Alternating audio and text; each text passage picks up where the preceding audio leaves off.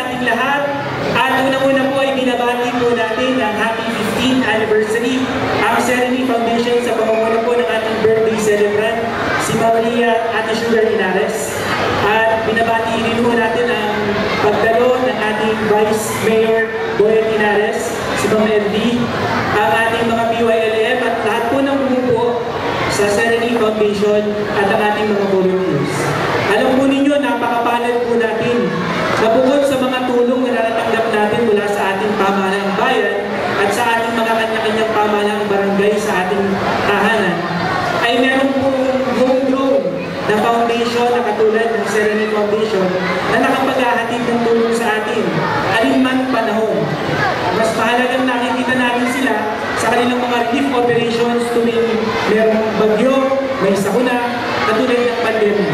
At yan po ay pinagpapasalamat po natin sa lahat po ng bumubuo ng Serenity Foundation. At kayo pong mga bata, bagamat ngayong araw na ito, kayo po ay mga beneficiaries o mga tumatanggap ng mga naihahatid na tulong ng Serenity Foundation. Ang ating pong vision in the next 10 years, kung kayo po ay beneficiaries today, sana in the next 10 years, kayo naman po ay mga volunteers of tomorrow. Makakatulong naman po ng Serenity Foundation sa continuity ng mga programang ihahatid sa ating mga kababayan. At yun lamang po, binabati ko po muli na happy 15th anniversary ng Serenity Foundation. Magandang buhay po sa ating lahat and good morning po.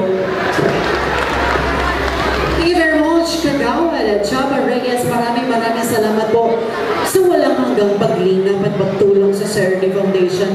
And this time, partner, we have a very special guest to entertain us. Ladies and gentlemen, we have the Slay Sisters. Partner, isa sila sa mga nanalo doon sa ating Binangonan Grand Talent na isa rin sa programa ng Serenity Foundation.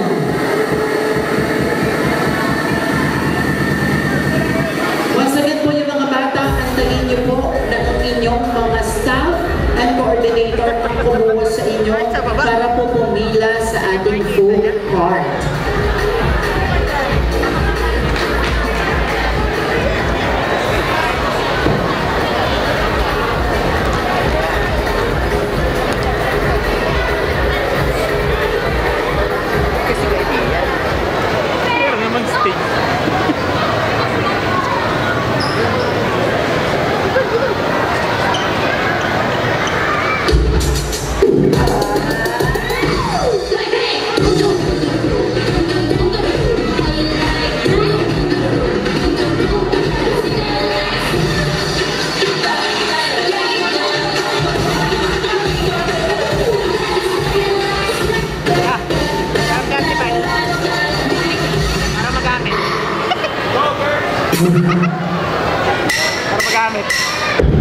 What's up everyone, my Blackpink, the sound that bites.